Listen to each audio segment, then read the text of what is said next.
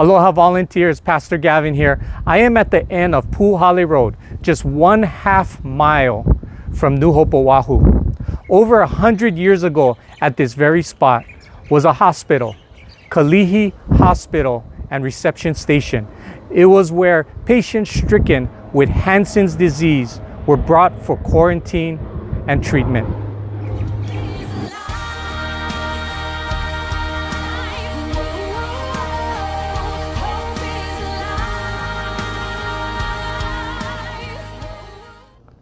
The Kalihi Hospital and Reception Station was established in 1865 for the admission of patients with Hansen's disease, also known as leprosy. It remained as a primary care facility until the Kalaupapa Peninsula on the island of Molokai was established as a leper colony a few years later. Originally called the Kalihi Hospital and Detention Station, many people, including school-aged children, were brought to the hospital by family members and even bounty hunters. Some patients, even children, were brought to the hospital and abandoned, never to see their families again. Today, nothing remains of the hospital. Kalihi Kai has been transformed into an industrial area. The original shoreline long since filled in with fishing ponds replaced by warehouses and roads. A man with leprosy came and knelt before him and said, "Lord, if you are willing, you can make me clean." Jesus reached out his hand and touched the man. "I am willing," he said, "be clean." Immediately, he was cleansed of his leprosy. Matthew 8:2-3. A couple years ago, I was leaving church with my son Ricky. He was about 7 at the time, and we had stayed late putting things away. And just like today, late on a Sunday, we began to walk down Ho'onea Street towards the staff parking lot. As we walked down the street, I noticed a man across the street lying on the road. It appeared as though he was dead, but I wasn't sure. So we walked over, and I was reaching down to tap him to see if he was just sleeping, and he was startled and he got up. He was obviously homeless and he was very tired. And I asked him if he was okay and if he needed anything.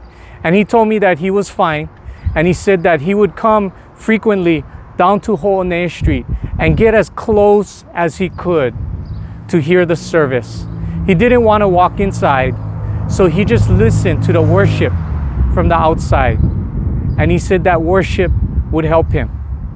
I asked him if I could pray for him, and he said, of course.